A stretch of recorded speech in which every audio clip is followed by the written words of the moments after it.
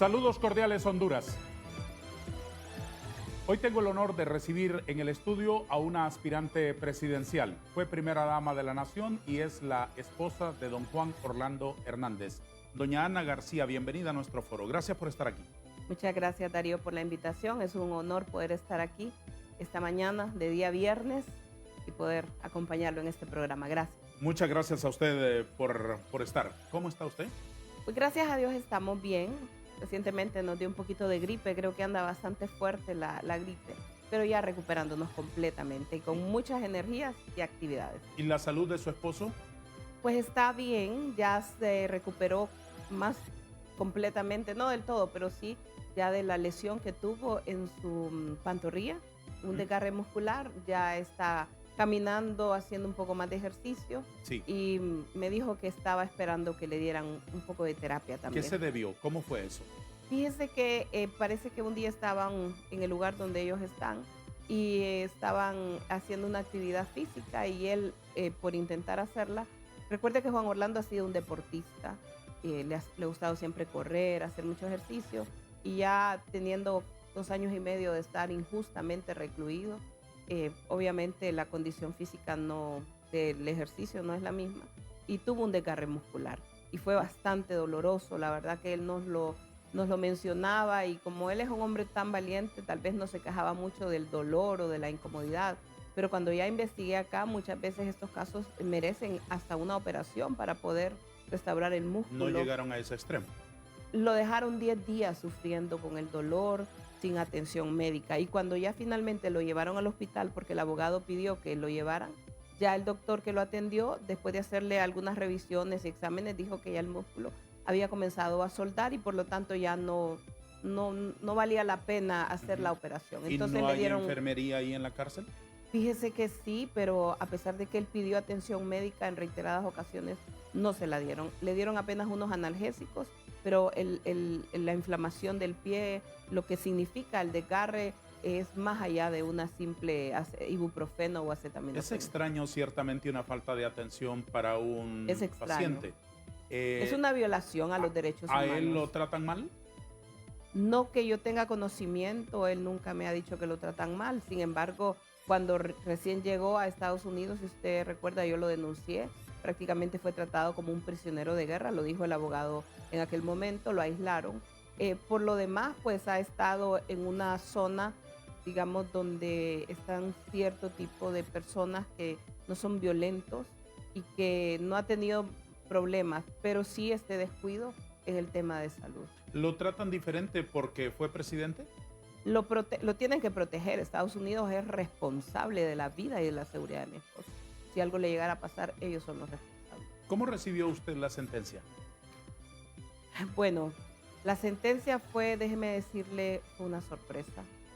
Yo había estado anunciando que esperaba lo peor de parte del juez Castel, en el sentido de que iba a ser una sentencia muy dura. Me había preparado mentalmente para recibir lo peor. Fíjese que creo que fue una prueba de fe para mí también. Yo creo mucho en Dios y lo había puesto en sus manos, pero en el último momento, de alguna manera, las cosas cambiaron y ahora entiendo por qué. Tengo más claridad por qué fue que ese veredicto cambió.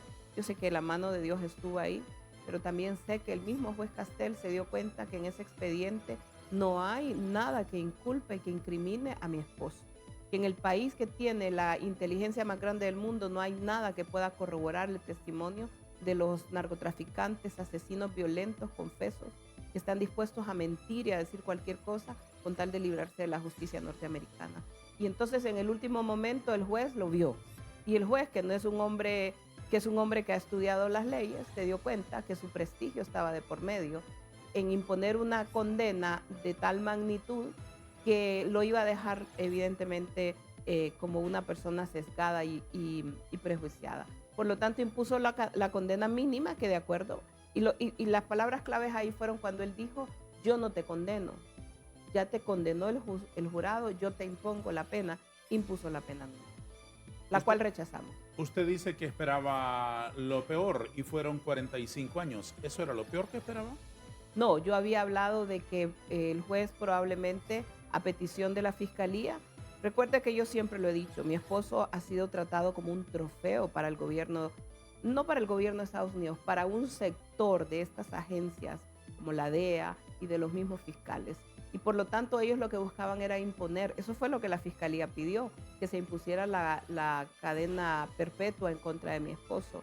Y realmente cuando yo veo y analizo este caso, Darío, lo he estudiado, lo he visto por ya tanto tiempo y muchas veces siento esa indignación de saber que en base a mentiras, sin ninguna prueba que corrobore nada de lo que estos delincuentes dijeron, eh, mi esposo hoy está ya lejos de nosotros y lo he consultado con abogados extranjeros, incluso abogados de Estados Unidos, y sabe que me han dicho que sienten vergüenza de la forma en que su gobierno, en que su fiscalía ha tratado a un expresidente, en la forma en que sin tener pruebas de respaldo, pruebas sólidas, donde ha habido una justicia selectiva, donde ha habido un linchamiento judicial.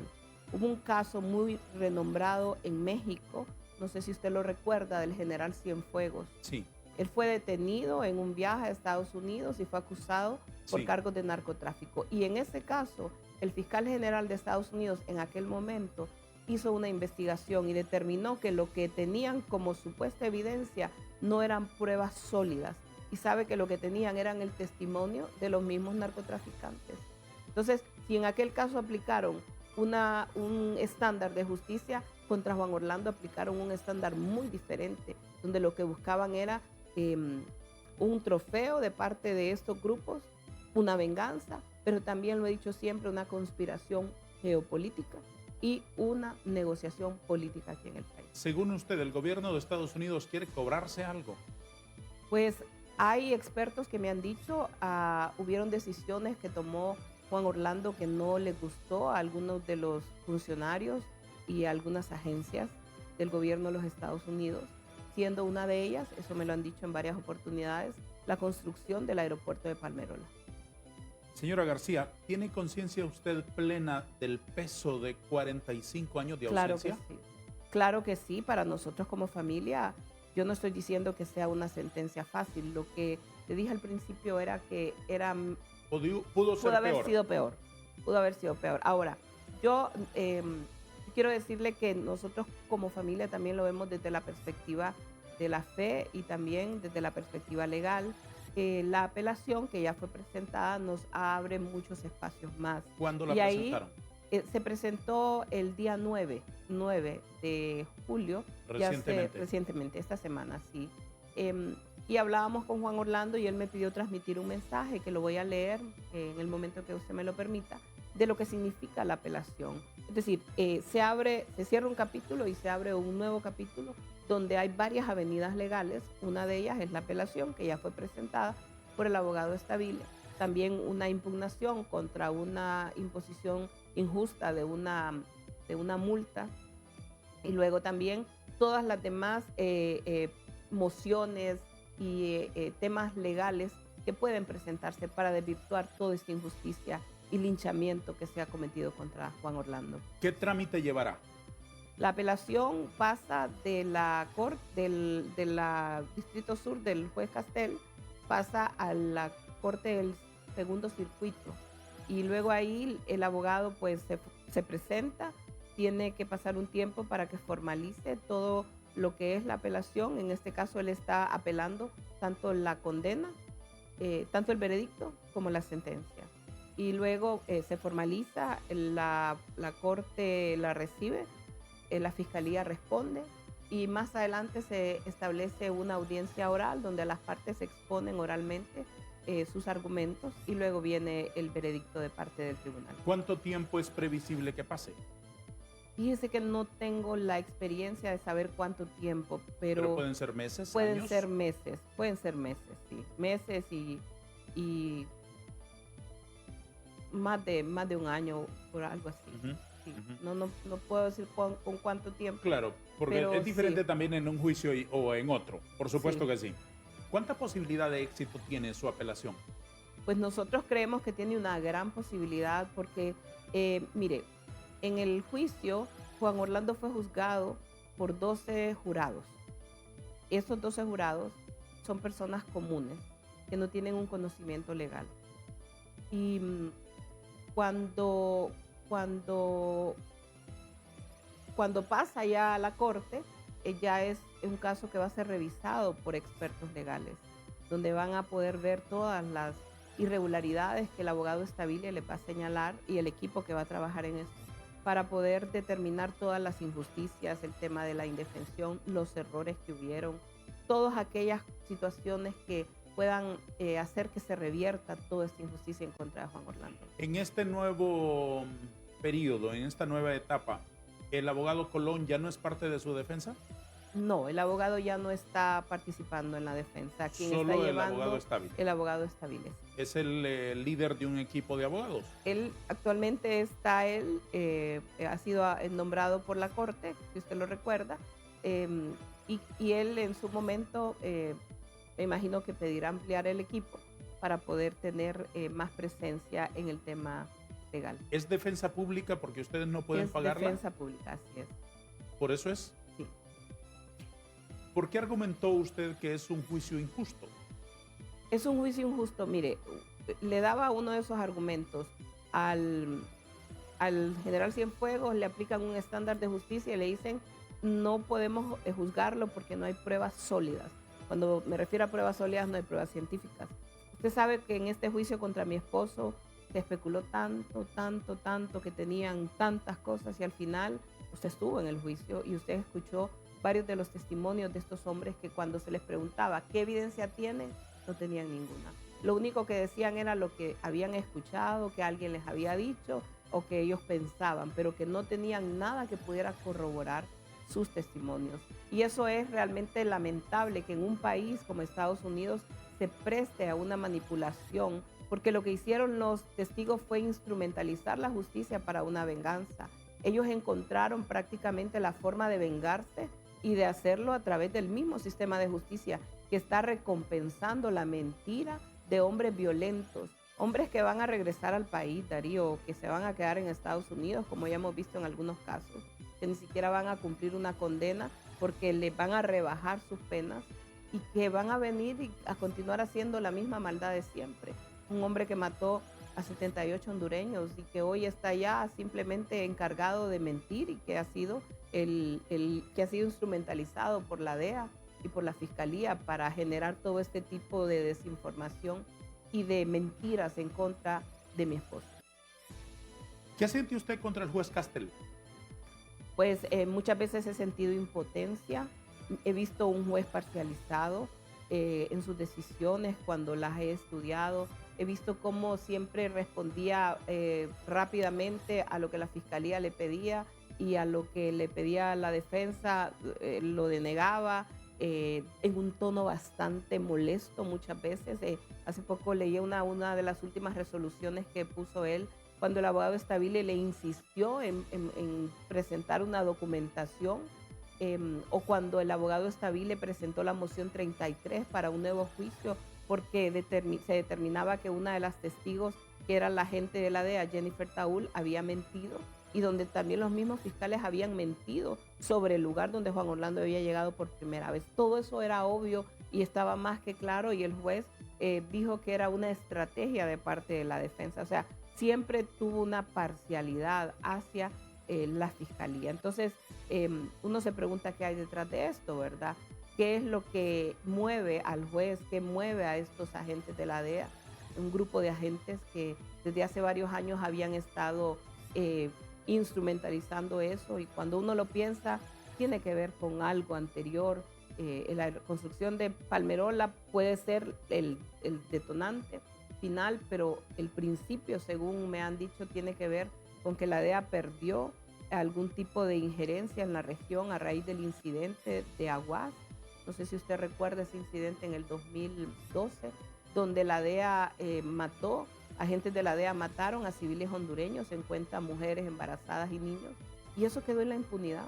Ningún agente de la DEA vino a responder en el país por la muerte de estos hondureños, pero al final les quitaron presupuesto. Entonces esto generó una incomodidad y fueron tejiendo toda una estrategia y campaña de mentiras en contra del gobierno de mi esposo, que finalmente llegamos a este punto. Y claro, cuando yo veo la acción del juez Castel, me sorprende porque un juez debió de haber tenido el talento, el criterio jurídico de ver que ahí no había absolutamente nada y hace mucho tiempo desestimar este caso. ¿Cómo valora la defensa que hizo Colón y Estable? Mire, cuando el abogado Colón, más o menos en el mes de enero, Juan Orlando en una de las audiencias le dijo al juez que el abogado Colón había estado enfermo por los últimos 6 meses y que no había ido a visitarlo como debía de verlo, no habían revisado y avanzado, no había hecho varias de las peticiones, acciones que Juan Orlando mismo le había pedido y por eso le pedía que lo cambiara. El juez se negó a cambiar a Colón, no permitió que se quitara como el abogado de la defensa y más bien lo impuso para que continuara.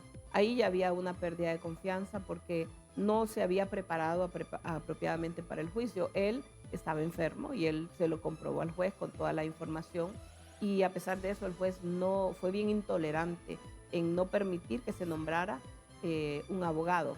Una semana después y ante esa negativa él se vio obligado a convocar a otra nueva audiencia y ahí él fue cuando nombró al abogado Estable.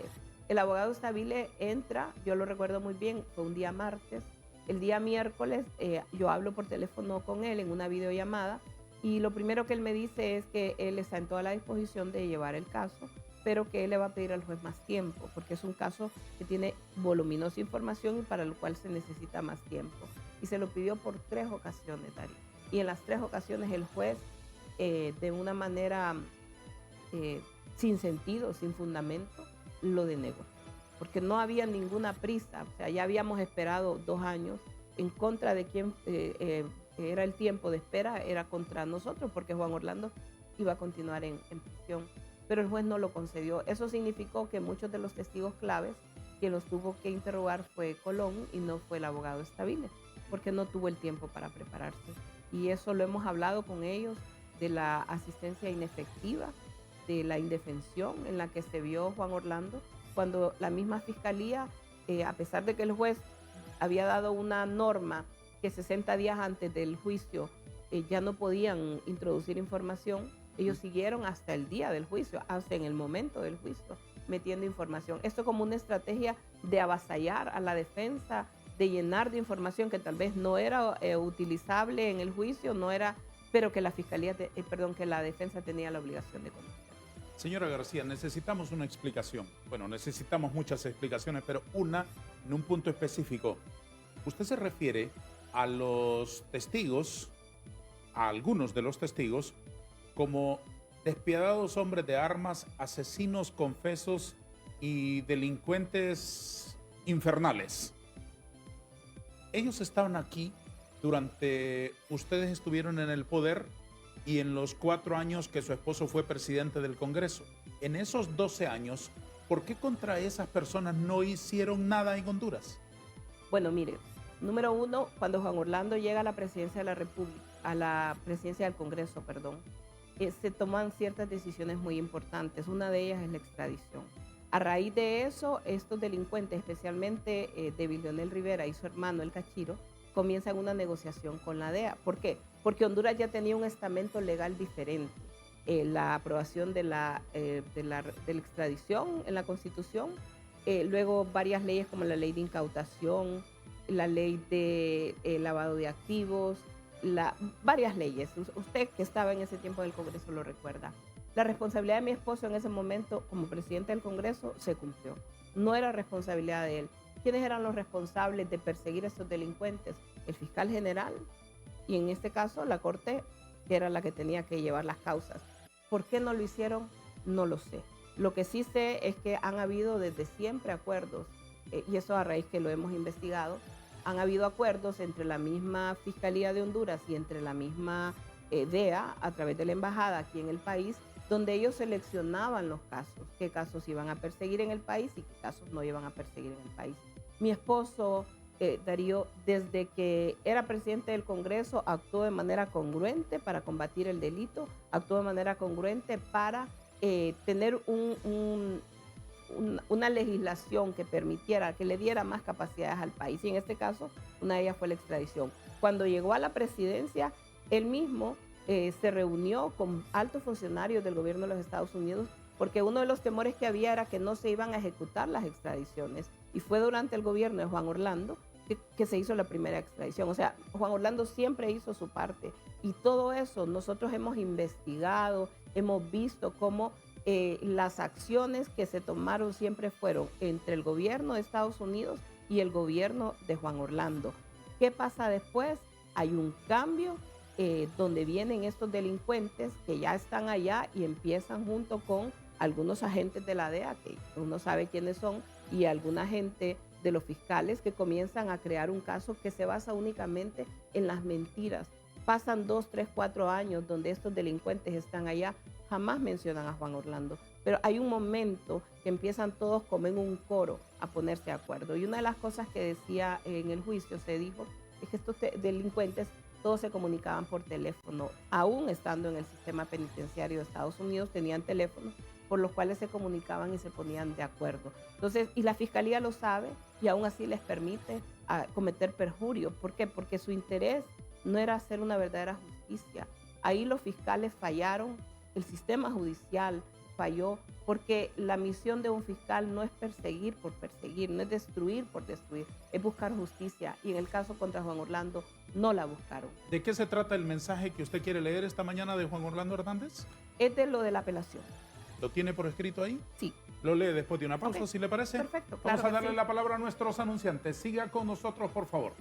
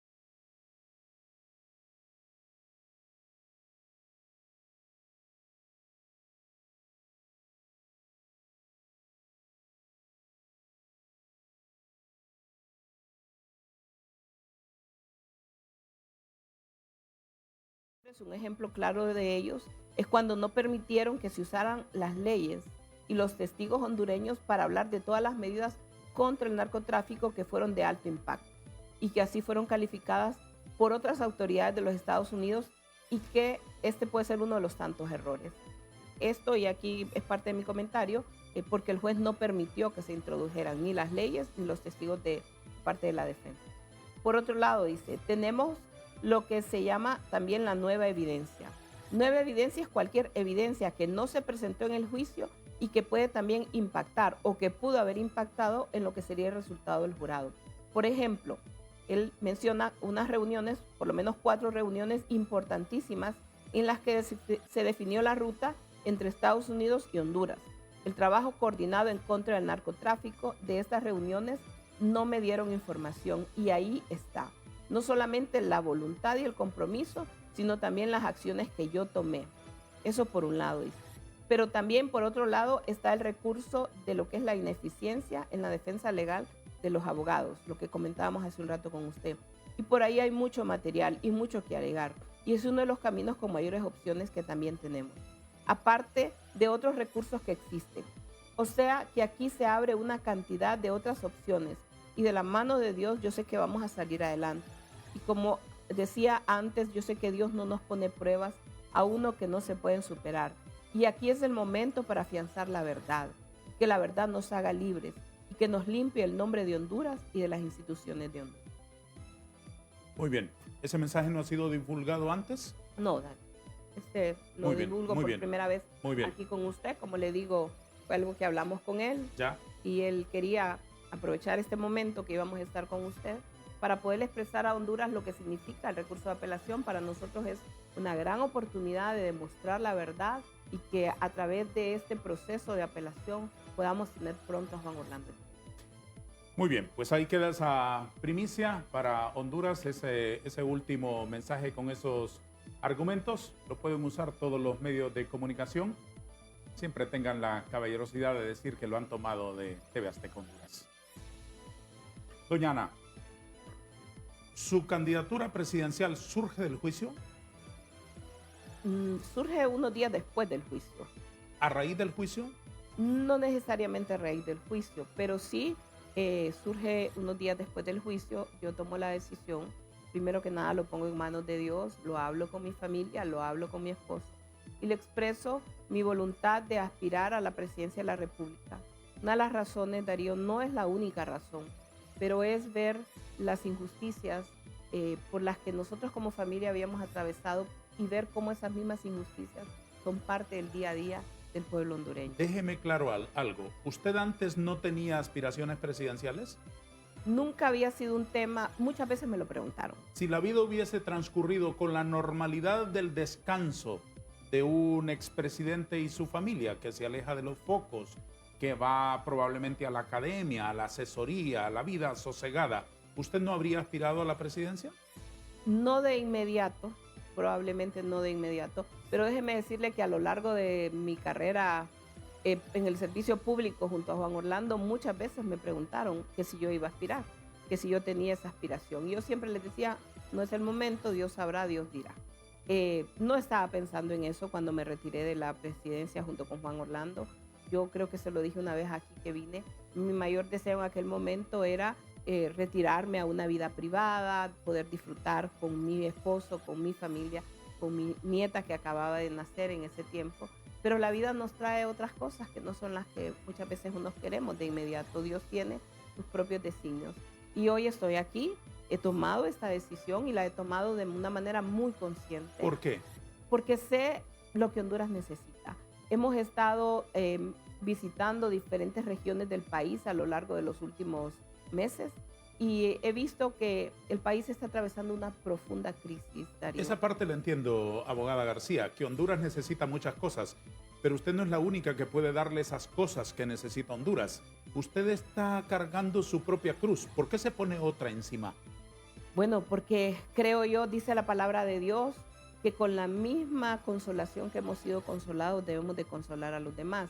Y creo, siento que si Dios me ha pasado, si la vida me ha pasado por un momento tan difícil, es para poder hacer algo por los demás que están en situaciones parecidas a las situaciones de injusticia que estamos sufriendo los hondureños. Perdóneme que insista en lo personal, pero quiero entender su decisión.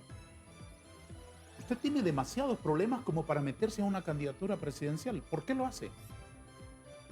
Eso es lo que sentí. Ese fue, ¿cómo le quiero decir? Yo soy una mujer de fe. Sí. Y cada paso lo pongo en manos de Dios. Y siento que este es el momento de hacerlo. Y usted puede decir, tengo mucho, sí, tengo muchas cosas en mí, pero si yo me quedo en mi casa, de nada sirvió este proceso.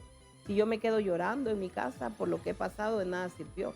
Sino que a qué me manda la palabra de Dios es a dar un testimonio, a dar un servicio a los demás, basado en la experiencia de vida que yo he tenido. Y cuando veo a mi alrededor, y aún después del proceso veo tanta injusticia, que no solamente ha sido contra mi familia, Darío, ha sido contra Honduras. Honduras ha sido maltratado en este proceso. Se ha dicho de nosotros que somos un narcoestado, que somos un gobierno fallido, un país fallido. Y no es cierto. Honduras ha hecho lo mejor, lo propio que ha podido dentro de sus capacidades, por lo menos en el gobierno de Juan Orlando. De este gobierno para acá ya es responsabilidad de otros. Es cierto. Entonces, no es justo que usted, que un día fue, por ejemplo, diputado y que sé que lo hizo con el mayor sentido de la responsabilidad, todas esas acciones ahora resulta que fueron malas, porque a un grupo de personas se le ocurrió mentir y allá se le dio credibilidad. Que a Honduras, por ejemplo, en su momento se le calificara mal, incidió hasta en el tema de la colocación de deuda soberana en el país, en el maltrato a la imagen del país, a la imagen de los hondureños. Eso no es justo. ¿Es cierto que a su candidatura la alienta Manuel Zelaya? No, no es cierto. Eso es falso. Completamente falso. ¿Cree usted que es buena noticia en Casa Presidencial que usted se lance? No lo sé. Yo no tengo ningún contacto con Casa Presidencial en este momento, así que no sé. Lo que sí puedo decirle es lo que me ha expresado la base de mi partido, donde me han recibido con mucho cariño y donde me han dicho que me he convertido en alguien que ha venido a abrir el espectro de participación política. Ya hablaremos de eso nacional. en relación incluso con sus competidores. Tengo que preguntarle algunas cosas que probablemente sean duras, pero los políticos están expuestos a esa responsabilidad con el pueblo. ¿Tiene usted vínculos con el crimen organizado? Ninguno. Ninguno. ¿Tiene usted vínculos con el narcotráfico? Ninguno. Ni mi persona, ni mi esposo, ni mi familia. ¿Su partido tiene vínculo con el narcotráfico? Como una institución política, no. Es parte del deterioro de la imagen del partido que se dio a causa de estas acusaciones. Todo tiene un trasfondo político de destruir al adversario. ¿En qué sentido? En el sentido de que muchas veces estas acusaciones fueron promovidas en contra de políticos para traer un descrédito a la institución política. Pero mire, hay personas, y pudiera ser que dentro de nuestro partido, como lo hay en el partido, en todos los partidos, aquí no nos engañamos. Y si nos vamos al juicio de Nueva York, ¿En todos los partidos hay qué? Hay personas que han estado involucradas. De hecho, en el juicio de Nueva York, uno de los testigos presentó más de 100 videos que están ahí de diferentes personalidades del país que estuvieron en contacto con estos criminales. Entonces, hay de todo, pero una persona no hace responsable a la institucionalidad. Entonces, en el partido, como institución política, el partido jamás ha promovido el crimen organizado ni el narcotráfico. ¿Qué debe ocurrir en Honduras con los mencionados en el juicio de Nueva York? Con los Mauricio Villeda, con los Oscar Nájera, con los Miguel Pastor, con los otros que mencionaron ahí. ¿Qué debe ocurrir en Honduras? Entiendo que el Ministerio Público envió una comisión y que esa comisión estuvo allá durante todo el juicio, tomó nota y que iban a abrir algunas investigaciones. Ahí hay un punto bien importante y si usted me lo permite, sí, lo quiero tocar. Cuando Juan Orlando estuvo frente al juez Castel antes de recibir la sentencia, él tenía dispuesta una carta que iba a leer. Esa carta el juez no se la permitió leer, él pudo hablar de varios temas, pero en la carta, yo la hice pública, había un punto muy importante, Darío, que lo quiero mencionar esta mañana. Juan Orlando mismo decía que es el momento que el país tome la decisión de tener una ley de extradición. Es el momento de que esa ley sea aprobada con todas las garantías. Hay leyes modelo que han sido promovidas por Naciones Unidas para que garanticen que ninguna persona tenga que sufrir la persecución política y el linchamiento que ha sufrido Juan Orlando, quien sin tener pruebas en contra, ni siquiera aquí en el país, cuando Juan Orlando fue extraditado, no había pruebas que acreditaran nada de lo que estaban diciendo un agente de la DEA y un fiscal. Es decir, me habla de una normativa más allá del auto acordado de la Corte. Así es. Así es. Y si su esposo comparte esa opinión, ¿por qué no lo hizo antes? Bueno, en su momento hubo una propuesta y no se hizo en el país. ¿Por qué? Él era presidente de la República, él no era el presidente del Congreso. Pero tenía una influencia Claro, importante. pero sí se habló en ese momento. Además tenía una bancada numerosa que podía llevarle adelante cualquier trámite legislativo. ¿Por qué no lo hicieron? Pero es el momento de hacerlo. Ya mi esposo sufrió las consecuencias de no tener una ley. ¿Por qué? Porque la ley era dirigida a salvar a alguien. No, pero era garantizar un proceso justo. Y en el caso de Juan Orlando, cuando usted va y revisa el tratado, ¿usted ha leído el tratado de extradición? Sí. Hay un artículo que claramente dice dos cosas, dice ese tratado. Número uno, que los nacionales no pueden ser extraditados, lo que significa que una reforma constitucional no podía modificar el tratado, porque el tratado está suscrito entre dos estados partes. Entonces, el tratado nunca debió de aplicarse. Número dos, hay una cláusula, hay un artículo que dice que las pruebas tienen que ser de acuerdo al país de donde es la persona que va a ser extraditada. En Honduras, una simple declaración jurada de una persona no constituye prueba. Pero aquí, el juez que emitió la sentencia de extradición contra mi esposo se fundamentó simplemente en esas dos declaraciones juradas que aquí en un juicio penal jamás hubieran servido de prueba. Entonces, desde ahí, por eso le digo, si hay algo de nuestra experiencia que le pueda servir al país y que le pueda servir, es esto. Con esas mismas debilidades que usted señala, fueron extraditados un montón de personas durante el gobierno de Juan Orlando Hernández. Así es. ¿Eso no lo es estoy justo, negando? Entonces? Bueno, yo no me involucraba ni era mi responsabilidad, pero cuando me toca revisar el caso de mi esposo, obviamente estoy ahí. Sí, no se como parte involucraba, yo interesada. entiendo muy bien cuál era su papel, pero ustedes estaban en el poder. Pero no era mi responsabilidad, era responsabilidad de otros. Sí, pero por lo menos Después si me doy miraba cuenta- una injusticia podía levantar su voz y decir aquello no es correcto. Probablemente sí, Y no pero en lo este hizo. momento lo estoy haciendo. En este momento lo estoy haciendo. Porque lo ha vivido en carne propia. Sí. Entonces, ¿me puedo quedar callada? Sí. Y decir nada, también. Pero he decidido, a raíz de lo que mi esposo lo pone... Eso es respetable. Eso es respetable. ¿Cómo recibió el calificativo del juez de narcos elegantes? Es un juez prejuiciado, él es un juez racista, porque narcos elegantes son los que están de la frontera de México para arriba, donde nunca son perseguidos. Estoy seguro que Castel nunca ha tenido a un alto narcotraficante estadounidense sentado ahí, porque no los persigue. ¿De dónde vienen los dólares que mueven todo el narcotráfico? ¿De Honduras? Claro que no, vienen de allá. Allá están los mayores carteles y los mayores responsables del tráfico de drogas en la región, que ha causado tanta muerte y daño a ellos y a nosotros. ¿Cómo financia su proyecto político usted? Nosotros estamos ahorita con mucho voluntariado y estamos trabajando de cerca con diferentes líderes a nivel de todo el país. Una Nuestras candidatura actividades presidencial exige muchísima plata. exige, claro Y que sí. ustedes dijeron que no tenían dinero ni para pagar un abogado en Y Estados así Unidos. es. ¿Cómo tiene ahora para pagar un No, proyecto político? Es que eso es lo que le quiero decir. Nosotros estamos trabajando en este momento con mucho voluntariado. No estamos teniendo una campaña de grandes gastos. Estamos trabajando con equipos en las diferentes regiones del país. ¿Y encuentra ese voluntariado usted? Sí, sí lo hemos encontrado. ¿Encuentra entusiasmo al mencionar su nombre entre las filas de su partido? Sí, encuentro mucho entusiasmo, encuentro mucho cariño, encuentro mucha compromiso, encuentro mucha esperanza.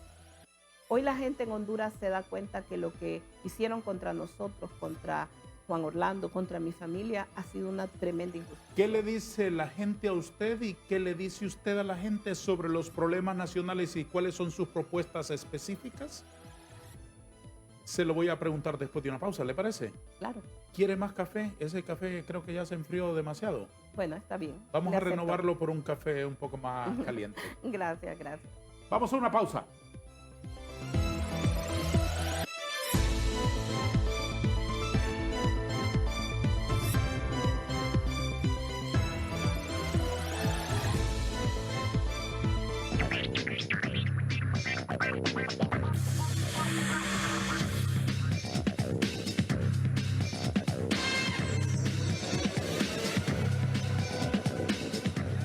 Muchas gracias, gracias. En efecto, tal como lo mencionan, ubicados en la 20 calle de San Pedro Sula, en el barrio Las Palmas, donde a esta hora de la mañana los carreteros han decidido bloquear el acceso. Se han vivido momentos de tensión en este punto, donde ellos están exigiendo a las autoridades municipales se les devuelvan los caballos decomisados. Se habla hasta el momento de al menos unos 12 animales que han sido decomisados por las autoridades municipales, porque la prohibición, según el plan de arbitrio, según lo mencionan también las autoridades municipales, es prohibido que ellos utilicen las carretas para poder transitar en las ciudades. Por eso que las autoridades, los carreteros han decidido bloquear nuevamente esta calle, la 20 calle de San Pedro Sula, en exigencia de que las autoridades después les puedan devolver los animales decomisados. Se entiende que hasta el momento el alcalde viene a este lugar para poder conversar con los afectados y poder llegar a términos, a resultados positivos y solventar esta situación que se está viviendo aquí. Se ha dado algunos altercados entre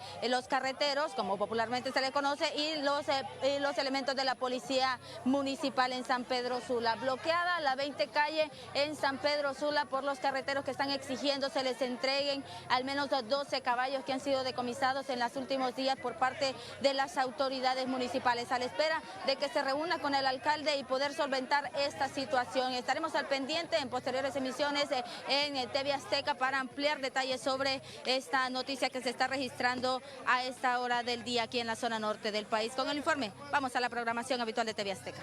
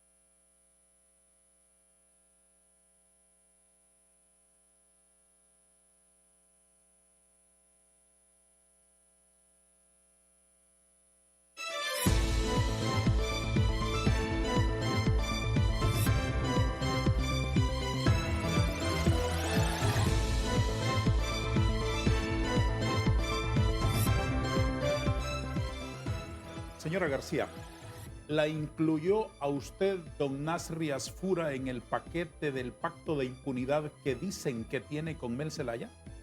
Yo tengo mucho tiempo de no hablar con don Nasri Asfura. ¿Cuánto? Más de año y medio. O sea, en este tiempo él no se ha acercado a usted para decirle una palabra. No. He hablado con muchos líderes de mi partido, eso sí. Con muchos diputados, con muchos alcaldes y con muchos líderes de base del partido. ¿Qué le dice la gente? Mire, la gente me recibe con cariño. Yo quiero compartirle, quizás esta es una intimidad nuestra, pero ha sido un proceso muy golpeado. Como familia nos hemos sentido muchas veces con mucho dolor, pues, o sea, es un trauma, Darío, lo que hemos pasado como familia, al igual que para mí, para mi esposo, para mis hijos, pero cada vez que vamos a un lugar y recibir ese cariño de la gente, recibir ese abrazo sincero que nos dan, esas palabras de aliento cuando nos dicen estamos orando por ustedes, creemos en la inocencia del presidente Juan Orlando. Para mis hijas, por ejemplo, que ellas me acompañan mucho cuando hago las giras, ha sido también un proceso de sanidad, de poder sanar. Cuando la gente nos dice cuántas cosas buenas se hicieron en el gobierno anterior, cuánta apoyo tuvimos nosotros, eso realmente nos ayuda, fíjese, a sobrellevar un momento difícil, recibir todo este cariño de parte de la gente. ¿Duele más cuando se cae al calabozo desde las alturas del poder? Yo me acuerdo que usted me preguntó la vez pasada que estuve acá, yo le dije que había aprendido en la vida a estar arriba y a estar abajo. Entonces uno empieza a ver las cosas de una manera diferente. ¿Cree usted que la cárcel duele más en esas circunstancias que cuando lo toman a uno de una esquina, de una calle y lo llevan a la prisión, que cuando lo bajan justamente de la cúspide del poder, del mandamás? Mire, he aprendido que mi cruz es tan dura para mí como la que usted pueda tener o cualquier otra persona.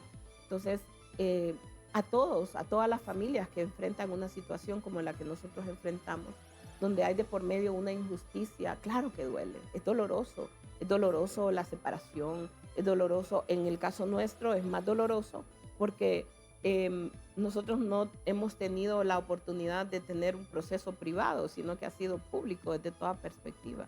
Entonces es difícil, pero es tan difícil como para cualquier persona puede ser su problema. El mío también es duro, el de otra persona, y es ahí donde uno, al recibir esa empatía de los demás, ese cariño, esas oraciones que nos dicen estamos orando, creemos en ustedes, creemos en la inocencia del presidente, y sabemos que lo que se hizo en el gobierno, hoy hace falta todo lo que no se está haciendo en este gobierno, nos ayuda a sanar, ese cariño que recibimos nos ayuda a sanar.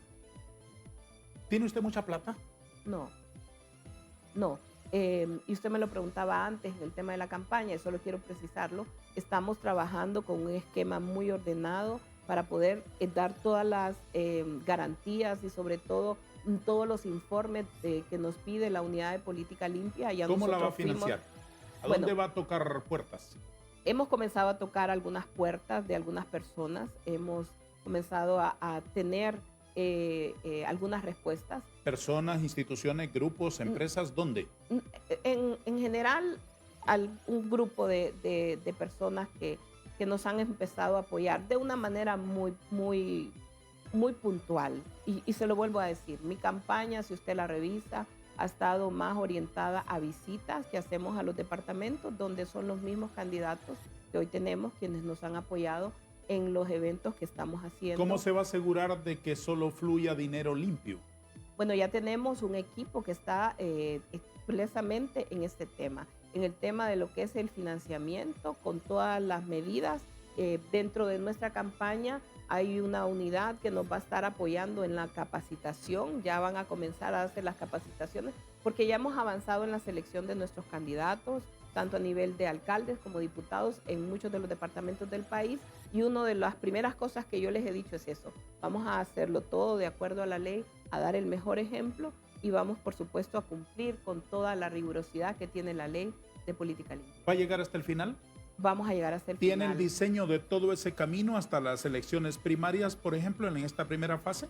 Sí, ya tenemos, bueno, todo el cronograma, digamos, de las actividades. Claro. Quiero decirle que no soy nueva en el tema de la política, en el sentido de que ya hemos atravesado 2 campañas anteriores y aprovechando precisamente ese conocimiento de varios amigos que estuvieron con nosotros en ese tiempo, hemos estructurado esta campaña para poder llegar en el momento. Sí entiendo que es una campaña, digamos, estamos a 9 meses del proceso de elecciones.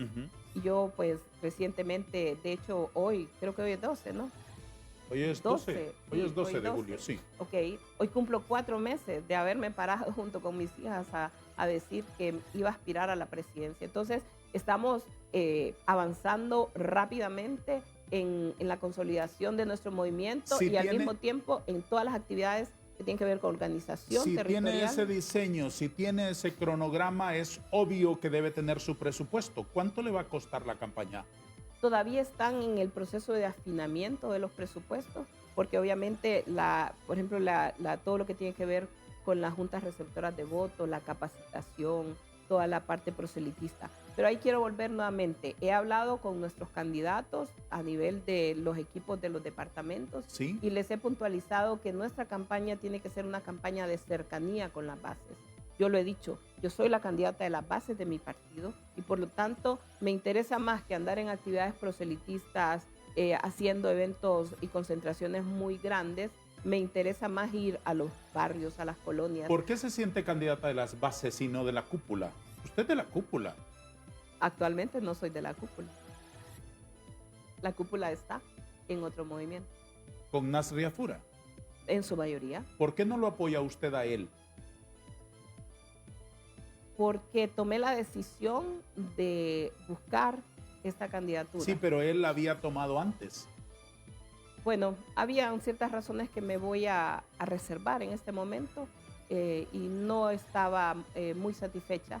Principalmente, Darío, porque vi a mi partido con la cabeza baja, agachada, silenciada durante 2 años y medio, mientras yo tenía que estar lidiando con este proceso en contra de Juan Orlando. Mucho se dijo del partido y el partido no salió a defender. No me tenían que defender a mí ni a Juan Orlando, pero sí al partido, los logros del partido. ¿Cabeza fueron baja en relación con el gobierno anterior, de Libre? No. ¿O cabeza baja en relación con el Juan Orlandismo?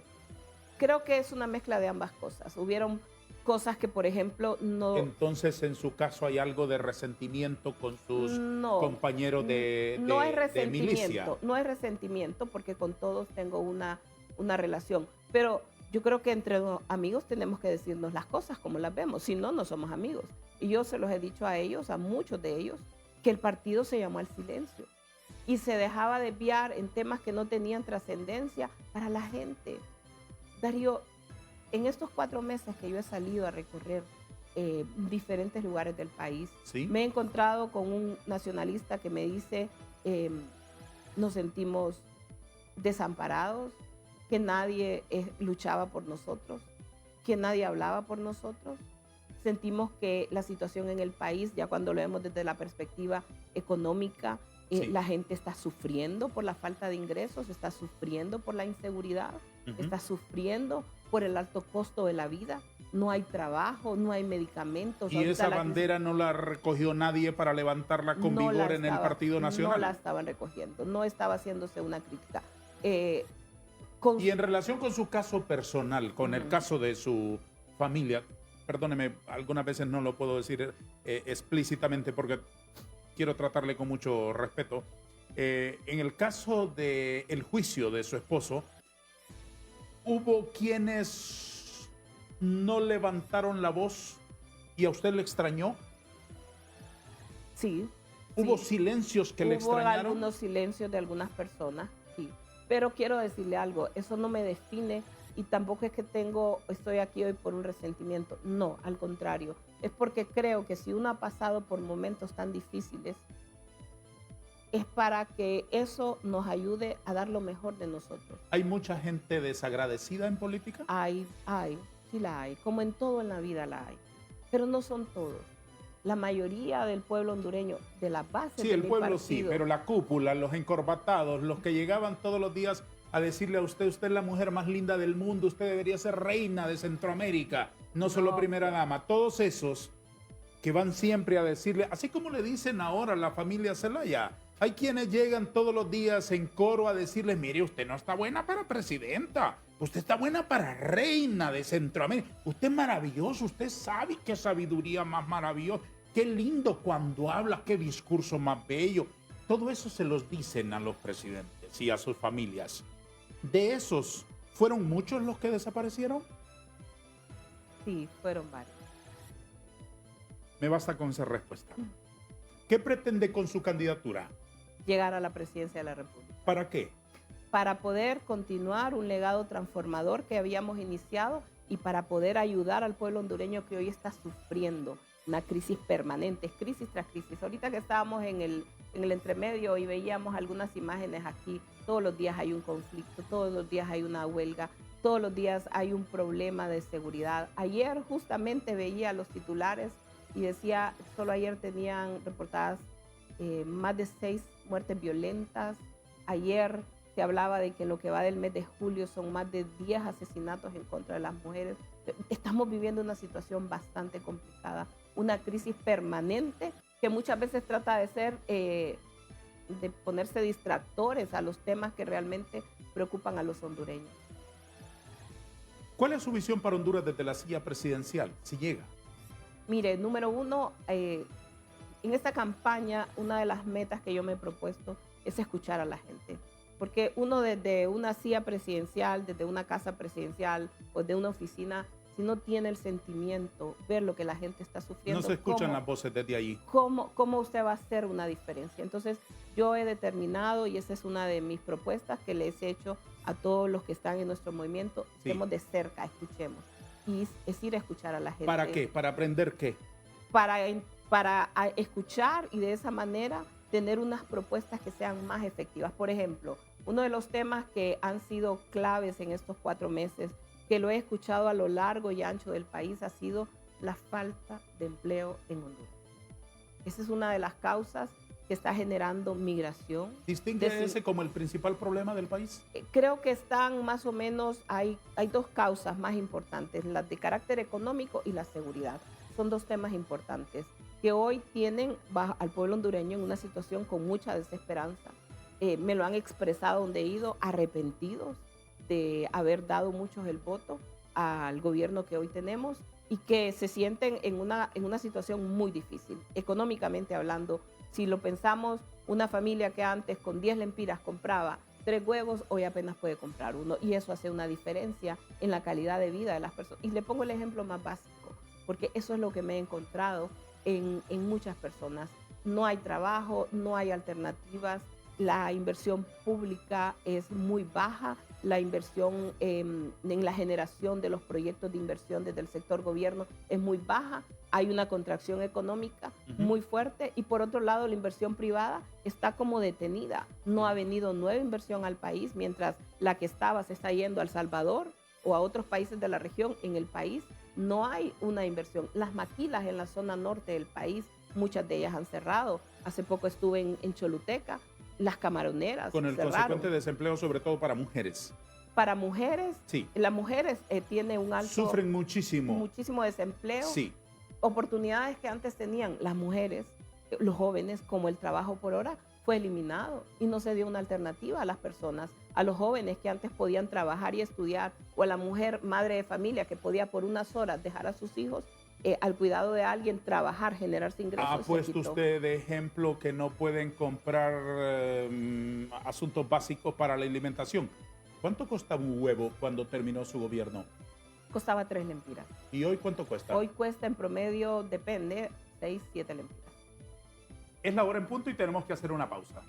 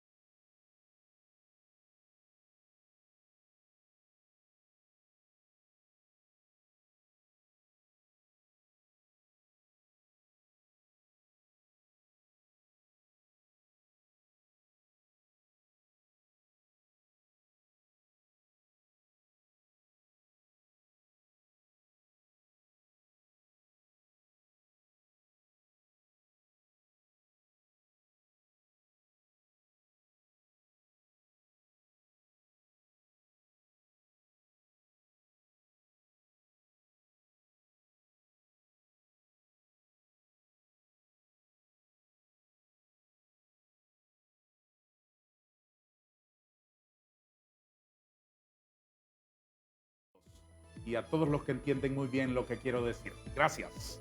Gracias de verdad. Señora García, ¿quiénes la respaldan políticamente? Políticamente estamos construyendo alianzas en cada uno de los departamentos. Tenemos varios líderes que nos están respaldando. Por ejemplo, en Choluteca, que acabamos de estar el fin de semana pasado, ya tenemos conformado 14 de los 16 municipios y tenemos ya varios de los candidatos a diputados que nos Y van a así acompañar. va avanzando en todos En los Valle departamentos. también, ¿Cuánto claro. ha avanzado en 4 meses? Mire, hemos avanzado... ¿Más de lo que esperaba o no? Sí, más de lo que esperaba. Hemos avanzado bastante. Y me siento muy satisfecha, lo hablábamos con el equipo ayer, satisfecha en el sentido de que estoy viendo una renovación importante del liderazgo del partido. Y siempre lo hemos dicho con un mensaje de unidad. Ana García no vino al Partido Nacional a dividir, vino más bien a agitar las aguas para que hubiera una mayor participación, una mayor democracia. Pero es evidente, y se lo digo yo viéndolo desde afuera, obviamente a mí de lo que menos me pueden acusar es de cachureco, yo lo veo a distancia. Usted ha dividido el voto, que el bloque del voto duro azul, que uno entendería que se habría volcado con el exalcalde Aspura. Él no es ahora, después de la aparición suya, tan fuerte como parecía. Por lo menos así lo vemos desde la calle. No sé usted que está ahí adentro de la Casa Azul, ¿qué percibe? Mire, percibo un apoyo muy grande hacia nuestra candidatura, hacia nuestra propuesta. Lo hemos visto en todos los departamentos, donde muchas personas aún me han dicho, estábamos en aquel movimiento, vamos a apoyarla a usted. Y me lo han dicho muchísimo. Créame que muchos líderes me lo han dicho del partido, que tal vez no están conmigo, y me han dicho, aún dentro de nuestros seguidores, nos dicen que a nivel presidencial el voto va a ser para usted, abogada. La conocen de su trabajo, conocen su experiencia, conocen su compromiso y la van a apoyar. ¿Qué mueve a la gente que la sigue a usted? ¿Un sentimiento de lástima? No es de lástima. Es de solidaridad, que es muy diferente, pero también es la visión. La gente me ha visto, Darío, y ha visto, por lo menos de esa manera me describen. No quiero llenarme de palabras de ego, ni mucho menos. No quiero que lo vaya a pensar. Dígalo con confianza. Ok. Cuando yo voy a un lugar, la gente me dice, abogada, admiramos su valentía. Admiramos cómo usted se levantó a defender a su familia. Y eso es lo que yo le he ofrecido al pueblo hondureño, que así como lo hice con mi familia, en el momento más difícil de mi vida, decidimos levantarnos a dar la cara y no agachar la cabeza frente a las injusticias. Esa es la misma determinación con la que voy a trabajar por el pueblo hondureño. ¿Cómo está conectado el propósito de alcanzar la presidencia de la República de nuevo con el juicio en contra de Juan Orlando Hernández? Quizás el proceso que hemos vivido me ha enseñado una lección de vida en muchos sentidos. Sí. En muchos sentidos. Sí. Y esa lección, si usted la recibe y no la usa para mejorar o para cambiar en la realidad y el entorno, de nada sirvió. ¿Y cómo quiere que un gobierno suyo potencialmente afecte positivamente a su esposo en la cárcel? Por ejemplo, número uno, me duele y me ha dolido que se haya querido destruir el legado que dejó el gobierno de Juan Orlando. Y no solamente de él, porque él no fue el único que trabajó, fue todo un equipo que dio lo mejor por el país y que de un día para otro, comenzaron a atacar y a decir todo era malo, todo era malo, todo era malo. Le voy a poner un ejemplo. A Juan Orlando se le señaló mucho que era un dictador, decía, y que en medio de que era dictador, esas fueron las palabras de la izquierda que se usaron contra él. Que el Consejo Nacional de Defensa y Seguridad era una instancia que había creado Juan Orlando para concentrar poder, para gobernar en un solo puño que era todo, malo, sí. Que la policía militar era mala. Y ahora, ¿qué tiene usted? Un Consejo Nacional de Defensa y Seguridad en el marco del cual se toman las decisiones en este gobierno y ahora sí es bueno. Sí, pero es porque hay una cosa en común. Ajá, la concentración de poder que le gusta a Juan Orlando Hernández también le gusta a Mel. Bueno, que sean de distinto color no significa que sean caciques por igual. No, pero es que ahí es donde yo quiero, y eso es parte de lo que no es justo que se destruyan las cosas buenas en el país por un tema ideológico. Mire, ¿qué más quieren destruir del legado que usted menciona? por ejemplo, la ley de empleo por hora. Vuelvo a ese tema, porque Y no es un hubo una tema alternativa al derogarla. que se quitó por un tema ideológico y no la hubo. Quiero plantearle otro asunto que es muy sensitivo. Perdóneme que esté atropellando el tiempo, pero quiero aprovechar su presencia aquí y tenemos limitado el espacio. Ayer, anteayer y todos los días de estas semanas, he escuchado de autoridades de la Secretaría de Seguridad decir que la depuración policial que ustedes hicieron fue mentira, fue maquillaje, fue fracasada, que no sirvió para nada, que era una puesta en escena y que era un esperpento para que la afición de Sol aplaudiera, pero que en el fondo no limpiaron a la policía. Lo han dicho autoridades de la Secretaría de Seguridad. ¿Cómo toma usted esos señalamientos? Mire, yo lo tomo como unas declaraciones muy desafortunadas, porque el proceso de depuración policial, el proceso de reforma de la policía, es más, quienes hoy dirigen a la policía y quienes están ahí ven los avances que hubo, todo el equipamiento de la policía, toda la mejora en las capacidades de respuesta de la policía, es porque fueron producto de un trabajo que se hizo en el gobierno pasado, no que se haya hecho ahorita.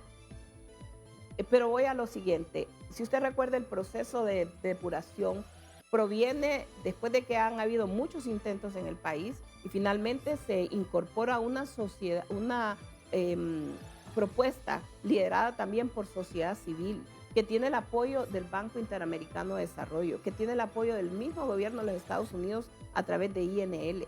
Es más, me extraña porque quien hoy dirige la Secretaría de Seguridad durante todo ese tiempo estuvo como agregado policial en Washington, en nuestro gobierno. Él estaba allá y él era el mismo encargado de comentar y de transmitir todos los avances en el proceso de depuración. ¿Habla del ministro Sánchez? Sí, en el proceso de depuración de la policía, en el proceso de reforma. ¿Quién lo nombró que fueron en Washington celebrados. Desconozco, en eso yo no me meto. Pero sí tenía sé, la voluntad de Juan Orlando Hernández, evidentemente. pues probablemente ni siquiera Juan Orlando sabía que él estaba allá, porque no se metía en esos detalles. Un presidente no se mete en quién van a nombrar de agregado policial. Lo que sí sé es que él estaba allá. Entonces, a lo que voy es que la depuración policial fue celebrado, fue reconocido, no solamente a lo interno del país, sino que también por afuera. Organizaciones afuera, el Wilson Center, nuevamente lo repito, el Banco Interamericano que financió este proceso, la misma, el gobierno de los Estados Unidos, el Departamento de Estado a través de INL, se trabajó con la Policía de Colombia, se trabajó con la Policía de México, y es doloroso saber que se vierten este tipo de declaraciones, y yo preguntaría qué evidencias tiene de lo que él está diciendo, porque hay gente que puso en peligro su vida, Darío, por este proceso, y que incluso tuvieron que salir del país precisamente porque tomaron decisiones que no se habían tomado. ¿Quiere usted darme la impresión a mí de que ustedes dejaron una policía casi santa, casi como embajadores del Vaticano? No estoy hablando de eso, pero sí hubieron avances muy importantes y el pueblo hondureño los reconocía.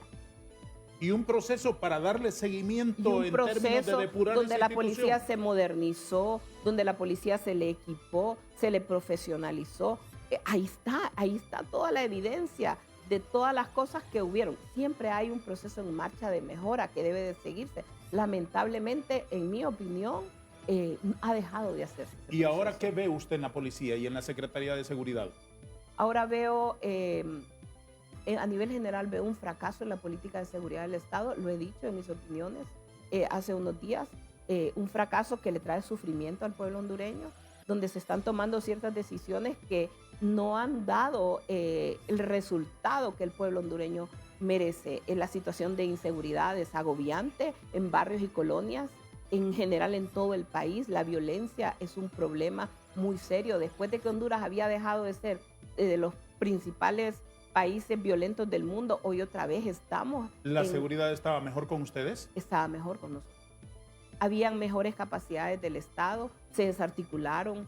Por ejemplo, una instancia... ¿Está segura de lo que me está diciendo? Estoy segura de lo que le estoy diciendo. Si usted recuerda el pico de violencia que tuvo el país, como del gobierno de Juan Orlando se logró disminuir, Eso es algo histórico, eso no es algo que fue producto de una improvisación, fue producto de un trabajo y no lo digo de una persona, fue un equipo. Y es ahí donde le quiero traer un ejemplo en concreto. Si hubo algo que dio resultados en el gobierno pasado, fue la coordinación interinstitucional. Ahí se creó una instancia que se llamaba FUSINA.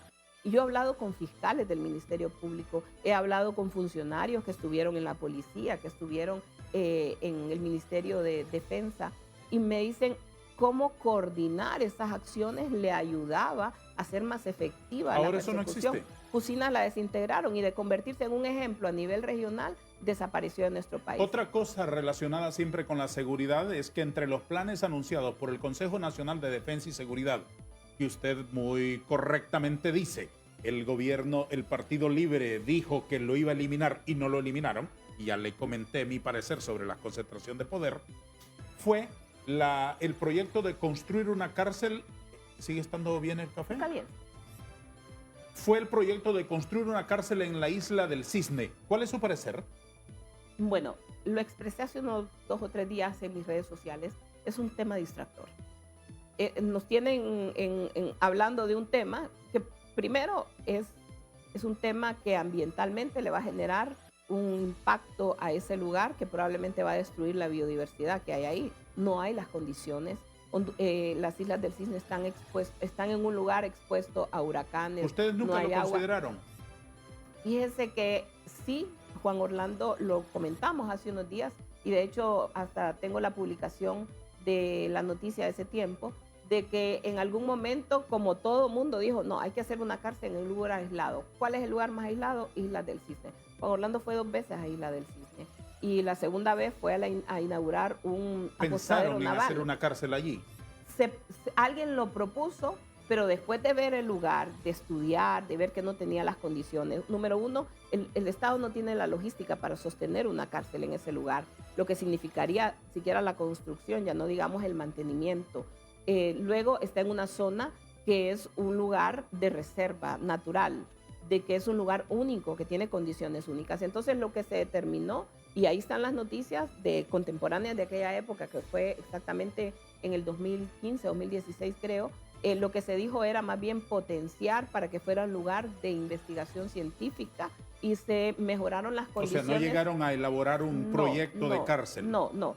Ahí mismo se detuvo eso y lo que se hizo fue mejorar las condiciones que tenían los navales que estaban ahí. Se les construyeron unas mejores instalaciones, se les dotó de energía, de mejor sistemas de comunicación. Dígamelo en una palabra, ¿de qué nos quieren distraer? Porque usted dice que ese es un elemento distractor. De los graves problemas de seguridad. O sea, pensar en construir una cárcel en Islas del Cisne no le va a disminuir el problema que tiene hoy la familia. Mire, ¿sabe que me contaban el otro día en San Pedro Sula? En el marco de la Feria Juniana hubo un evento en uno de los lugares que se llevan a cabo las ferias allá. 256 celulares se robaron en ese evento, en una sola noche. ¿Por qué? Porque ahora ya no hay control.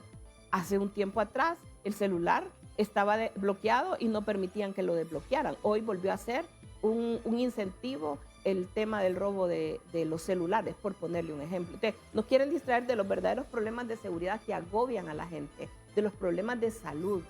Darío, el dengue es un problema serio que no está siendo atendido por este gobierno con la magnitud que debe ser atendido. Ni siquiera se ha prevenido, porque es un descuido llegar a este punto y no tener las soluciones apropiadas. Es la última vez que interrumpo la plática. Perdóneme, es la última vez que interrumpo la plática para darle la palabra a nuestros anunciantes.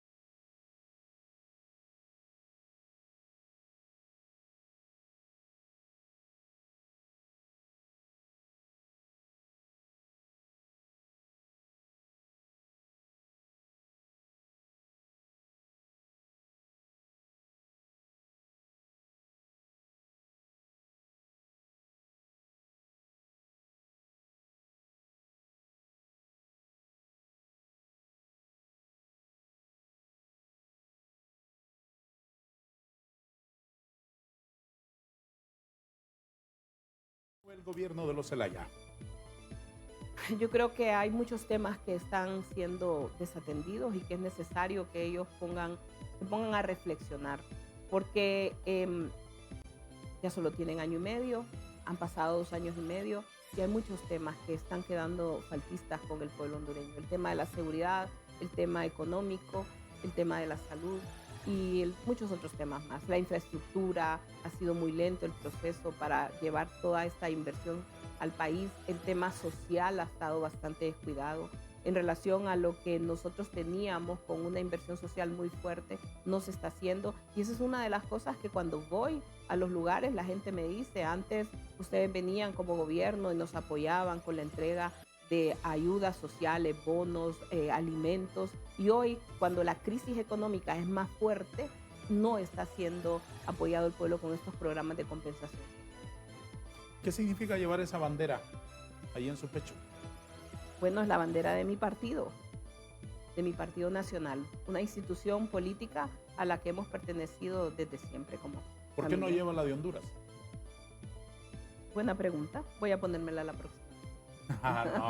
No importa mis opiniones, estoy preguntándole nada más. Sí, fíjese que hoy que salía de la casa, esta es la que tenía A mano, el que sí, estaba más a mano. porque es la que he estado usando un poco más en mis actividades políticas. ¿Ese es el Pero anillo tengo de también- compromiso de Juan Orlando? Este es nuestro anillo de boda. De boda. Sí, cuando renovamos nuestros 25 años, fíjese que Juan y yo nos casamos bien jóvenes, yo siempre lo he contado, él tenía 21 años y yo 20, y en ese momento no nos dimos anillos, y por 25 años no tuvimos anillos. ¿Por qué? No, sí, porque nos casamos y no nos dimos anillos cuando nos casamos. Y luego cuando celebramos nuestros 25 años, nuestros hijos nos motivaron muchísimo. Claro, que hacía y falta la alianza. el anillo, Sí.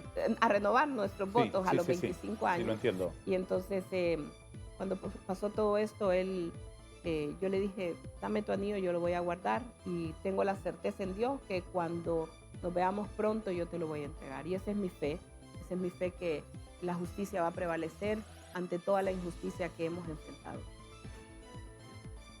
Mire, es difícil entender cuando delincuentes han promovido sus testimonios y estos testimonios se han basado en chismes y en rumores y en base a eso han condenado a un hombre inocente, lo han separado de nuestra familia y cómo se ha prestado el sistema a favorecer estos testimonios de hombres que tienen un interés, que van a salir libres, que tienen interés en disminuir sus condenas y en vengarse de una persona que lo que hizo fue, como lo hizo Juan Orlando, combatir la criminalidad en nuestro país, darle a Honduras mejores condiciones. No las digo yo, ahí está el registro histórico, Darío, de cómo la violencia disminuyó en el país, cómo Honduras dejó de ser el país más violento.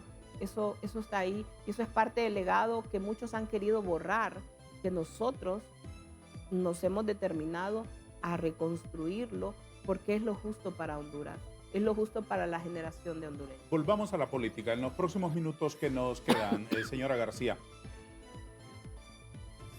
¿está consciente usted y los otros precandidatos presidenciales del Partido Nacional del deterioro brutal de la marca Partido Nacional en el panorama electoral hondureño? Yo creo que a nivel de todos los partidos ha habido un deterioro. De todos los partidos. Hoy usted va a la calle y pregunta por todos los partidos y todos han sufrido un deterioro. Es el tiempo entonces que prestigiemos a la política, porque yo siempre he escuchado hablar de la política como algo malo y no lo es. ¿Usted siente que ustedes tienen responsabilidad en ese deterioro? Creo que nosotros, obviamente estábamos en el gobierno y el gobierno siempre tiene un deterioro para la imagen de los partidos, pero también creo que es parte de una avalancha de ataques promovidas por los mismos partidos contrarios, en este caso dirigidos por lo que es el Foro de Sao Paulo, donde vino lo que se llaman las brisas bolivarianas. En su momento Juan Orlando las denunció, que es la inestabilidad política, el deterioro de la imagen de los diferentes partidos, el fraccionamiento de los partidos como parte de las estrategias para consolidar a estos grupos en el poder. Si está participando es porque confía que habrá un proceso electoral con todas las normas democráticas y todo eso, ¿o no? Bueno, partimos de eso, pero tampoco estamos con los ojos cerrados a que pueden haber manipulaciones de cualquier tipo y para eso también nos estamos preparando con un equipo que va a estar permanentemente vigilante de que se respeten todos los procesos y que el proceso electoral sea transparente, legítimo. Desde el poder quieren imponerle al Partido Nacional, así como quieren en el Partido Liberal, evidentemente, poner un candidato a su gusto. Pues si por mi persona, yo no tengo ninguna vinculación con el partido actualmente en el poder. Mi candidatura surge como una candidatura, lo he dicho, de las bases del partido, donde estamos trabajando para llevar un mensaje y generar una esperanza. Hay que volverse a ganar la confianza del pueblo hondureño. Yo estoy de acuerdo en eso. Ha habido un deterioro en la imagen de la clase política, pero es donde entonces, ¿qué hacemos? ¿Nos quedamos de brazos cruzados y que los demás señalen y no hagan nada? No se puede. Hay que levantarse y hacer la diferencia. ¿Quiere animar a los nacionalistas que pueden estar acompañando a nuestro foro cantándoles el himno de su partido? No soy tan buena para cantar, pero sí por lo menos puedo decirles. ¿Cómo dice? El himno al estandartes azules arriba. ¿Cantado? Y adelante. No, cantado no creo, pero sí declamado. Estandartes azules arriba y adelante con paso total. Que la patria nos pide y altiva nuevos lauros de gloria inmortal. ¿Cómo presagia usted que sea la contienda interna dentro de su agrupación política? Mire, mi mensaje ha sido a la base del partido y a nuestros líderes que nos están apoyando que necesitamos unificar al partido. El Partido Nacional estaba en un momento, y lo he dicho muchas veces, estaba guardado en una caja, donde únicamente ciertas personas iban a aspirar y los demás estaban como limitados en sus derechos. Mi candidatura vino a abrir el espacio de participación y que hoy hay mucho liderazgo nuevo que tal vez sentía que no lo tenía, está conmigo participando y estamos ampliando esa participación. Pero mi mensaje ha sido muy claro, vamos a privilegiar la unidad del partido. Y se los he dicho porque en la vida lo que atravesamos nos debe servir como un ejemplo, se lo he estado diciendo varias ocasiones. Y recuerdo muy bien en el 2013, cuando Juan Orlando era candidato, que después de la elección primaria hubo un momento de división y hubo que trabajar mucho en la unidad. Entonces, mi mensaje es, recordemos esa experiencia y promovamos desde ya la unidad, mantengamos siempre esa plática, esa conversación con los otros líderes de los otros movimientos, porque al final todos somos nacionalistas y nos vamos a necesitar para construir la gran victoria del partido. Ahora que están del otro lado, ¿se arrepienten de haber intervenido en las elecciones internas del Partido Liberal en el 21? ¿De haber intervenido quién? Para elegir al candidato presidencial liberal en el 21. Desde el poder influyeron, y usted lo sabe. Yo no me metí en la elección del 2021. Mi papel, como en aquel momento lo hablamos con Juan Orlando, era mantenerme dentro de mi función, que era como primera dama siempre en el tema de gobierno, pero no me metí ni me involucré en ninguna actividad política. ¿Estaría usted dispuesta, doña Ana, a regresar a nuestro set para sostener un debate interno con otros aspirantes presidenciales de su partido? Sí, claro que sí. Siempre con el deseo de contribuir, con el deseo de expresar nuestras ideas y de fomentar la cultura democrática en nuestro país. Le invitaremos claro oportunamente para que regrese y podamos conversar sobre esos asuntos. ¿Quiere dirigir una palabra final a nuestra audiencia? Sí. Bueno, primero que nada, a usted gracias por la invitación y a todos los que hoy nos han seguido, decirles que vamos hasta el final con esta candidatura. Estamos muy agradecidos primero que nada con Dios y con el pueblo hondureño, con el pueblo nacionalista por el respaldo que nos está dando. Este fin de semana estaremos visitando la ciudad de Comayagua, donde tendremos una actividad también con nuestros candidatos a alcaldes y diputados y así por todo el país, como lo dice nuestro movimiento, vamos avanzando. Pero también quiero agradecer profundamente a todos los hondureños, a todos los nacionalistas que día a día nos apoyan con sus oraciones, con su solidaridad, decirles que estamos con mucha fe esperando en este proceso de apelación que acaba de iniciar, en el juicio injusto, en el linchamiento judicial, en esa venganza orquestada en contra de mi esposo. Pero sabemos que Dios es un Dios de justicia, la justicia va a prevalecer. que pronto vamos a tener a Juan Orlando en casa. Hay suficientes elementos para demostrar su inocencia y al contrario quedó evidenciado en el juicio que no tenían ni pruebas ni nada y que únicamente se sustentaron en chismes y en rumores de delincuentes y asesinos confesos. Señora García, muchas gracias. Espero que se haya sentido cómoda con nosotros. Sí, claro que sí. Gracias. Le agradezco mucho Gracias por la invitación, por Darío. enfrentar nuestro periodismo independiente. Gracias por venir. No, a usted por la invitación. Gracias. Buenos A todos, días. gracias. Adiós.